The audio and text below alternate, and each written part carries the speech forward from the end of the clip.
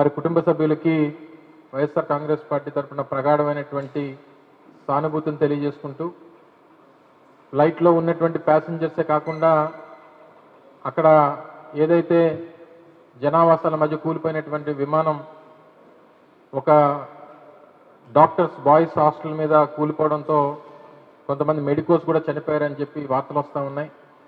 దురదృష్టం ఈ రకంగా వారిని వెంటాడింది.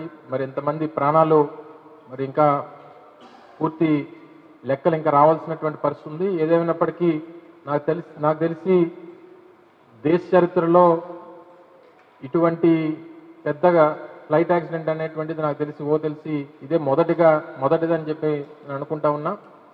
ఏదేమైనప్పటికీ ఎలా జరిగింది, ఏం జరిగింది, ఎందుకు జరిగింది ఇవన్నీ తర్వాత తెలుసుకునేటువంటి పరిస్థితి ఉన్నప్పటికీ జరిగినటువంటి ఘటన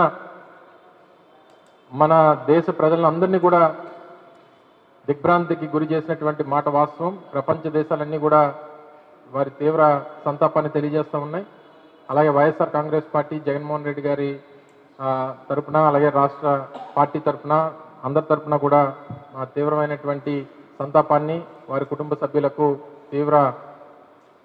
వారికి పూర్తి మనశ్శాంతి కలిగేటువంటి విధంగా వారందరికీ కూడా ధైర్యాన్ని దేవుడు ఇచ్చేటువంటి విధంగా వారికి సహకారం అందించాలని చెప్పి అందరి సహకారం అందరి తాలూకా ఇది వారికి ఉండాలని చెప్పి మరొకసారి తెలియజేసుకుంటూ మళ్ళీ మిగిలినటువంటి విషయాలన్నీ కూడా రేపు ఎల్లుండో మళ్ళీ ఇంకో సందర్భంలో మీతో మాట్లాడేటువంటి అవకాశం తీసుకుంటామని చెప్పి తెలియజేసుకుంటూ మీ అందరి దగ్గర ఈ సందర్భంగా సెలవు తీసుకుంటాం. థ్యాంక్